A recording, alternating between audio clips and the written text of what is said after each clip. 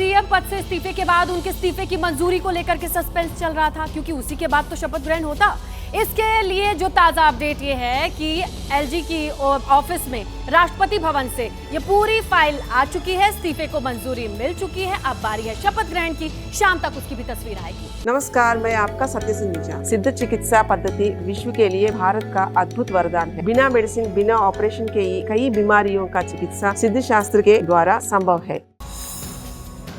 आम आदमी पार्टी की विधायक और केजरीवाल सरकार में अहम ओहदा संभालने वाली आतिशी आज दिल्ली की तीसरी महिला सीएम के तौर पर शपथ लेंगी। आज शाम 4:30 बजे होगा आतिशी का शपथ ग्रहण। आतिशी के साथ 5 विधायक मंत्री भी शपथ लेंगे। सौरभ भारद्वाज मंत्री पद की शपथ लेंगे। गोपाल राय फिर कैबिनेट मंत्री बनेंगे। कैलाश गहलोत को भी शपथ दिलाई जाएगी। इमरान हुसैन फिर मंत्री बनेंगे।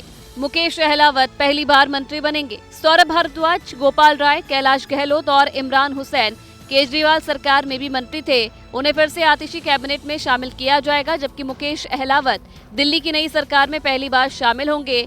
मनीष सिसोदिया और सत्येंद्र जैन ने जेल जाने से पहले पिछले साल फरवरी में इस्तीफा दे दिया था। इसके बाद आतिशी और सौरभ भारद्वाज को केजरीवाल कैबिनेट में जगह दी गई। 26 और 27 सितंबर को 2 दिन का विधानसभा सत्र बुलाया गया है, जिसमें आतिशी बहुमत प्रस्ताव पेश करेंगी।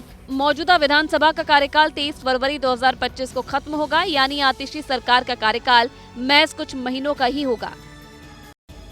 और देखिए, प्रधानमंत्री नरेंद्र मोदी अमेरिका के 3 दिन के दौरे पर रवाना हो गए हैं। 3 इंपॉर्टेंट चीजें होनी है।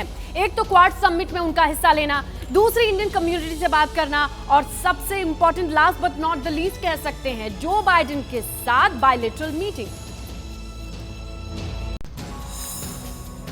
पीएम मोदी का यह दौरा तब हो रहा है जब सिख अलगाववादी गुरपतवंत सिंह पन्नू की हत्या की कथित नाकाम साजिश मामले में केस दर्ज होने के बाद दोनों देशों के संबंध में कुछ असहजता आई है। पीएम मोदी आज शाम 7:45 पर फिलाडेल्फिया इंटरनेशनल एयरपोर्ट पहुंचेंगे। रात 8:20 पर डेलवेयर के विल्मिंगटन के ड्यूपॉन्ट होटल पहुंचेंगे। रात 10:30 बजे राष्ट्रपति बाइडेन के साथ द्विपक्षीय वार्ता होगी। देर रात 1:20 से रविवार सुबह 6:15 तक क्वाड समिट में शामिल होंगे। रविवार सुबह 6:40 पर फिलाडेल्फिया से न्यूयॉर्क के लिए निकलेंगे।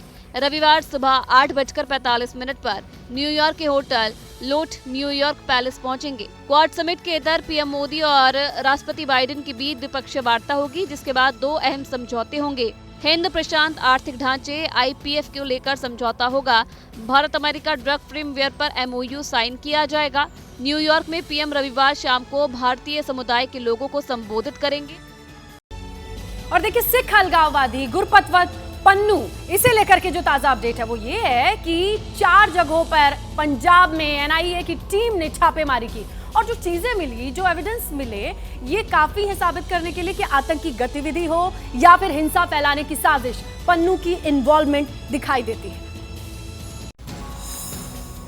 NIA ने सिख अलगाववादी गुरपतवंत सिंह पन्नू और उससे जुड़े प्रतिबंधित संगठन सिख फॉर जस्टिस SFJ से जुड़े आतंकी साजिश मामले की जांच के तहत शुक्रवार को पंजाब में 4 जगहों पर तलाशी ली। NIA की टीम ने मोगा में 1 जगह, मोहाली में 1 जगह और बठिंडा में 2 जगहों पर पन्नू से जुड़े संदिग्धों के परिसरों पर छापेमारी की।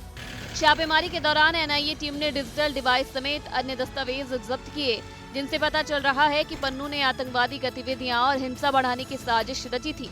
पन्नू पर ये आरोप नए नहीं है। उस पर वो खालिस्तान के नाम पर अमेरिका और कनाडा में अवैध तौर पर रह रहे पंजाब के लोगों को गुमराह करता है, नागरिकता दिलवाने के नाम पर इस्तेमाल करता है, भारत के खिलाफ काम करने के लिए उकसाता है। ISI की ऑपरेशन एक्सप्रेस 2020 का हिस्सा है। ISI पन्नू को आर्थिक मदद देती है। खालिस्तान के नाम पर पैसा इकट्ठा करके कनाडा में संपत्ति बनाई है। न्यूयॉर्क डिस्ट्रिक्ट कोर्ट से पन्नू ने भारत के जिन अधिकारियों को समन भिजवाए हैं, वो पब्लिसिटी स्टंट के लिए हैं। और देखिए, बताया जा रहा है कि महाराष्ट्र में विधानसभा चुनाव के ऐलान से पहले एक बहुत बड़ा काम हुआ है। क्या हुआ है? सीट शेयरिंग का फॉर्मूला ढूंढ निकाला गया है भाई। जहां पर कांग्रेस की बात कर रहे हैं, NCP शरद गुट की बात कर लें, यहां सीट शेयरिंग के फॉर्मूले को बताया जा रहा है कि लगभग तय कर लिया गया है। महाविकास अघाड़ी का सीटों के तालमेल को लेकर जो फॉर्मूला तय हुआ है, उसकी जानकारी ABP न्यूज के हाथ लगी है, जिसके मुताबिक महाविकास अघाड़ी में सीटों का बंटवारा तकरीबन 60% पूरा हो चुका है। महाराष्ट्र विधानसभा की कुल 288 सीटों में से शिवसेना उद्धव गुट को 100 सीट, कांग्रेस को भी 100 सीट और NCP पवार गुट को 84 सीट मिली है। और 4 सीट सहयोगी दलों को दी जाएगी। 2019 में जीती कुछ सीटों पर महाविकास आघाड़ी इस बार भी दबदबा कायम करने में कामयाब रहेगी। खबर है कि तीनों पार्टियां 60% सीटों पर एकमत है। उस सीट को लेकर अभी भी मतभेद है, लेकिन जल्द ही उन पर सहमति बनाने की कोशिश की जाएगी। लोकसभा चुनाव में अपने शानदार प्रदर्शन के बाद कांग्रेस के हौसले बुलंद हैं। 2024 में लोकसभा चुनाव में महाराष्ट्र में कांग्रेस 13 सीटों के साथ सबसे बड़ी पार्टी बनकर उभरी है। उद्धव ठाकरे की शिवसेना उद्धव गुट ने 9 और एनसीपी शरद गुट ने 8 सीटें जीती।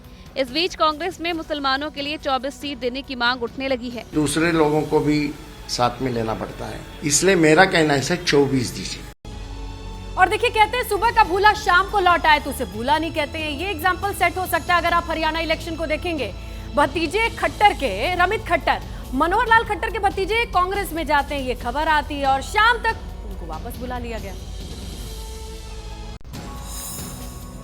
वोटिंग से पहले हरियाणा में कांग्रेस ने बीजेपी को बड़ा झटका दिया था। मनोहर लाल खट्टर को भतीजे रमित खट्टर को पार्टी में शामिल कर बीजेपी ने डेंट लगाने की कोशिश की थी, लेकिन रमित खट्टर ने कांग्रेस के मंसूबों पर पानी फेर दिया। रोहतक से कांग्रेस के विधायक भारत भूषण बत्रा ने रमित को कांग्रेस ज्वाइन करवाई थी और कहा था कि कांग्रेस में उन्हें पूरा मान सम्मान दिया जाएगा, लेकिन कुछ घंटे बाद ही पासा पलट गया। क्षमा प्रार्थी हूँ, सुबह जो गलती हुई, कुछ स्थितियाँ ऐसी थी, मैं वहाँ गया बीबी बत्रा जी के पास, विधायक हैं, मिलने गया, नमस्कार हुई, फोटो खींचा गया, पटका पहनाया गया।